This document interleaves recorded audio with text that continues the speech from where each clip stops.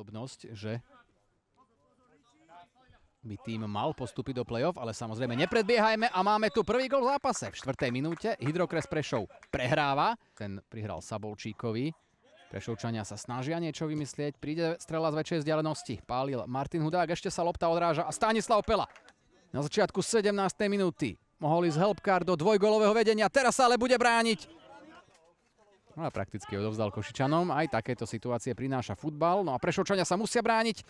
A dávajú si vlastný gól. Obrovská smola kapitána Tomáša Mikluša. A pozor, lebo brankár Kapral. Pracoval Oliveira na poliacej čiare. Žovčák je v streleckej pozícii.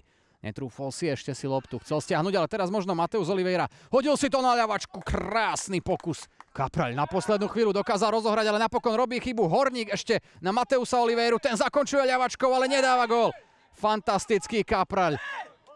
Pelana Kovalenka v strede ihriska. Kovalenko robí chybu. Šanca pre Tomáša Mikluša. Ale za bránou domáceho brankára. Košičania robia ďalšiu chybu. A čo teraz predviedol?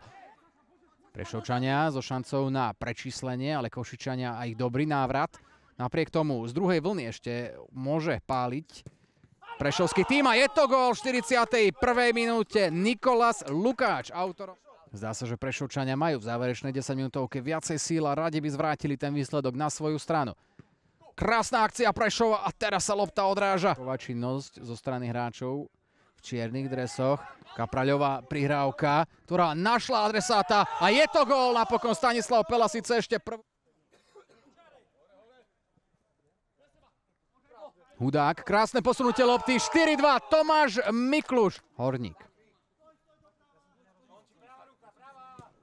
Košičania teraz nemôžu stratiť loptu a to som ani nestihol tú myšlienku dokončiť. Zakončia so ziskom 7 bodov. Už je otázne len to skóre, pretože môžu pridať ďalší gól a aj sa tak deje. Vantruba